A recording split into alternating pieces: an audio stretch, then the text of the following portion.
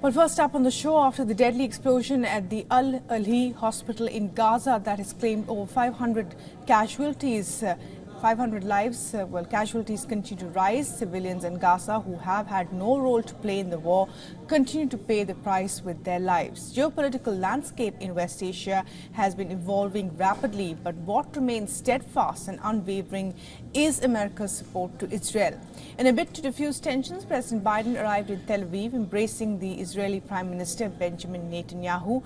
Biden offered his solidarity to the wartime Prime Minister. His statement, where President Biden says he is outraged by the explosions but believes the terrorists to be behind the attack, is not sitting right with the Arab nations. I've seen your support every day in the depth and breadth of cooperation that we have had since the beginning of this war.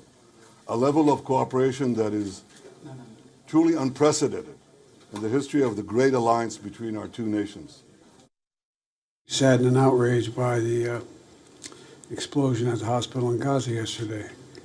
And based on what I've seen, it appears as though it was done by the other team, not you. The Arab world has been unanimous in condemning Israel for the attack on the hospital. Countries like UAE, Bahrain, Egypt and Morocco have blamed Israel for the attack. The Egyptian president called the deliberate bombing a clear violation of the international law. Saudi Arabia described the blast a heinous crime committed by Israeli occupation forces. Following the attack on the Al-Ahli hospital, outrage is spilling over on the streets. Countries like Lebanon, Jordan, Libya, Yemen, Tunisia, Turkey, Morocco, Iran have all witnessed protests. مردم فلسطین واقعا کاری نمیکنه، چیزی نمیخوان، حق طبیعیشون آقا خونه‌شونه، نمیخوان برن. The Arab bloc has gone into a huddle in the Saudi city of Jeddah. The Organization of Islamic Nations has convened an emergency meeting to discuss the situation in Palestine. The foreign minister of Iran, one of the most vocal critics of the Israeli state, landed in Saudi Arabia earlier today for the meeting. The OIC includes most members of the Arab bloc, including the ring of nations that surround Israel. The meeting assumes significance in the wake of an earlier meeting that was supposed to take place in Jordan's capital, Amman.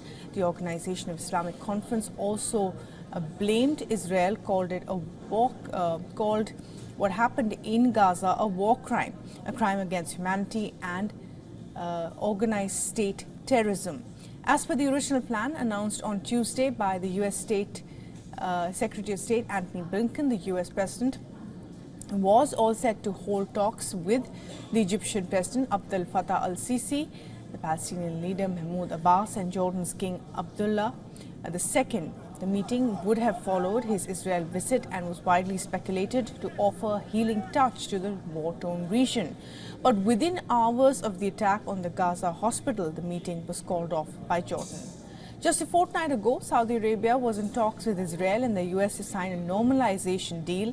This in the backdrop of the historic Abraham Accords earlier that saw Arab nations like the UAE and Bahrain engage with Israel after years of friction. But now the battle lines are being redrawn, at least geopolitically.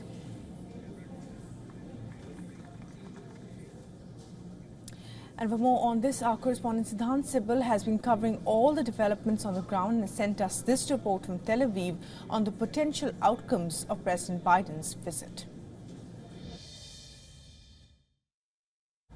With the visit of the U.S. President Joe Biden to Tel Aviv, a message of solidarity has been sent. Now, essentially, he made comments and he said that when it comes to the Gaza hospital explosion, it's done by the other side. All in all, this visit is being seen as important in terms of diffusing the ongoing tensions, but whether it will help diffuse the tension is the big question. Now, here in Tel Aviv, there is palpable anger, especially by the family members of the hostages who are hoping that their loved ones will be released very soon. This is a message they are trying to send to the US side as well. And there has been a lot of security as well, not only here in Tel Aviv, but across the country. Towards south, we have seen movement of tanks, and the rocket firing continues from Hamas, from the Gaza Strip towards Israel, towards Tel Aviv as well. Almost as a daily ritual in the evening. We have seen sirens blaring and of course people running to get into shelter. So situation quite precarious, fluid, dynamic, and will there be an escalation or a de-escalation is the big question. With video journalist Sanjeet Sidhansable for WION in Tel Aviv, Israel. Well, Jody Cohen has also been tracking all the latest developments and sent us this report from Rana, summing up the US President Joe Biden's visit as hostilities continue to rise in this war. Following Hamas's attack on Israel on the 7th of October, in which 1,400 were killed and 199 hostages were taken, including US citizens, there was none of the pomp and ceremony that surrounded Biden's last visit to Israel, and the president wore a black suit. Netanyahu said this first ever wartime visit to Israel by a US leader was deeply moving.